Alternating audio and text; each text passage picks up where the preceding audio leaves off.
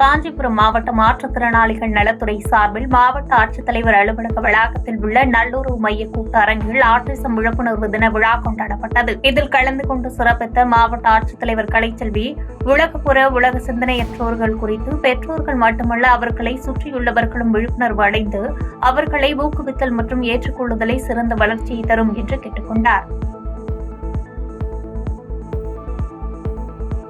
தருமபுரி மாவட்டம் பெண்ணாகரம் அருகே ஏரியூர் பகுதியில் யானையை சுட்டுக் கொன்ற வழக்கில் முக்கிய குற்றவாளி செந்தில் என்பவர் வனப்பகுதியில் மர்மமான முறையில் மரணமடைந்த சம்பவம் பெரும் பரபரப்பை ஏற்படுத்தியுள்ளது. தந்தத்திற்காக யானையை சுட்டுக் கொன்றதாக குமார், கோவிந்தராஜ், தினேஷ் ஆகியோரை வனத்துறையினர் கைது செய்து சிறையில் அடைத்த நிலையில் முக்கிய குற்றவாளியான செந்தில் வனத்துறையினரிடம் தப்பித்து சென்றிருந்த நிலையில் வனப்பகுதியிலிருந்து சடலமாக மீட்கப்பட்டுள்ளார். தென்காசி காசி விஸ்வநாதர் ஆலய கும்பாபிஷேக விழா நடத்த விதிக்கப்பட்ட இடைக்கால தடை நிறுத்தி வைக்கப்பட்டதாக உயர்நீதிமன்ற நீதியரசர்கள் நிஷா பானு மற்றும் ஸ்ரீமதி அமர்வு உத்தரவு பிறப்பித்துள்ளது. வருகின்ற 7ஆம் தேதி கும்பாபிஷேக விழா நடத்த திட்டமிடப்பட்டிருந்த நிலையில் காசி விஸ்வநாதர் கோவிலில் முறையாக புனரமைப்பு பணிகள் மேற்கொள்ளவில்லை என கூறி தென்காசியைச் சேர்ந்த நம்பிராஜன் என்பவர் மதுரை உயர்நீதிமன்ற கிளையில் வழக்கு தொடர்ந்திருந்தார் என்பது குறிப்பிடத்தக்கது. செங்கல்பட்டு மாவட்டம் சிங்கப்பெருமாள் கோவில் அருகே உள்ள பாடலாத்திரி நரசிம்ம பெருமாள் கோவில் வளாகத்தில் ஆன்மீக புத்தக விற்பனை நிலையம் திறப்பு விழா நடைபெற்றது.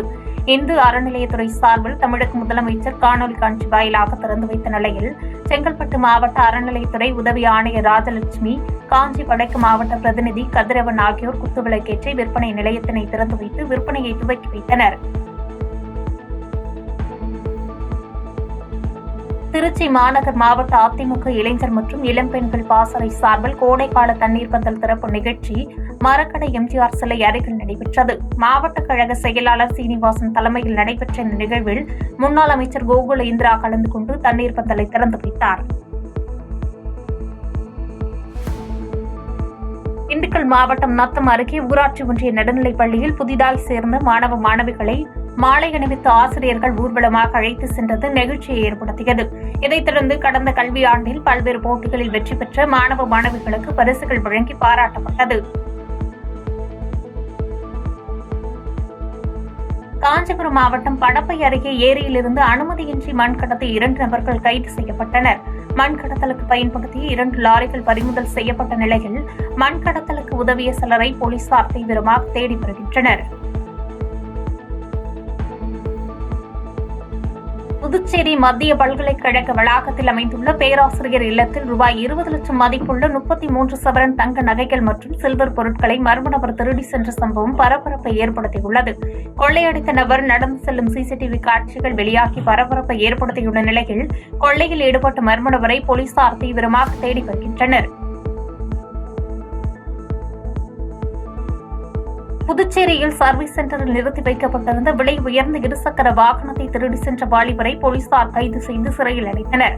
போலீசார் விசாரணையில் இருசக்கர வாகன திருட்டில் ஈடுபட்டது கடலூர் மாவட்டத்தைச் சேர்ந்த சங்கர் என்பதும் இவர் மீது 5 இருசக்கர வாகன திருட்டு வழக்குகள் நிலுவையில் உள்ளது தெரியவந்துள்ளது. இந்நிலையில் திருட்டு தொடர்பான சிசிடிவி காட்சிகள் வெளியாகியுள்ளது. புதுச்சேரி மாநிலம் காரைக்கால் அடுத்த கீழ காசாக்குடி பகுதியில் அமைந்துள்ள பழமை வாய்ந்த ஸ்ரீ சீதலா தேவி மாரியம்மன் ஆலய கும்பாபிஷேகம் வெகு விமர்சையாக நடைபெற்றது. 12 ஆண்டுகளுக்கு பிறகு நடைபெற்ற கும்பாபிஷேக விழாவில் புதுச்சேரி அமைச்சர் திருமுருகன் உள்ளிட்ட ஏராளமான பக்தர்கள் கலந்து கொண்டு சுவாமி தரிசனம் செய்தனர். பாதகம் செய்பவரை கண்டால் நாம் பயம் கொள்ளலாகாது பாப்பா. மோதி மிதித்து விடு பாப்பா, அவர் முகத்தில் உமிழ்ந்து விடு பாப்பா. அண்மை செய்திகளை உடனுக்குடன் தெரிந்து கொள்ள இணைந்திருங்கள் எம் நாடு தொலைக்காட்சியுடன்.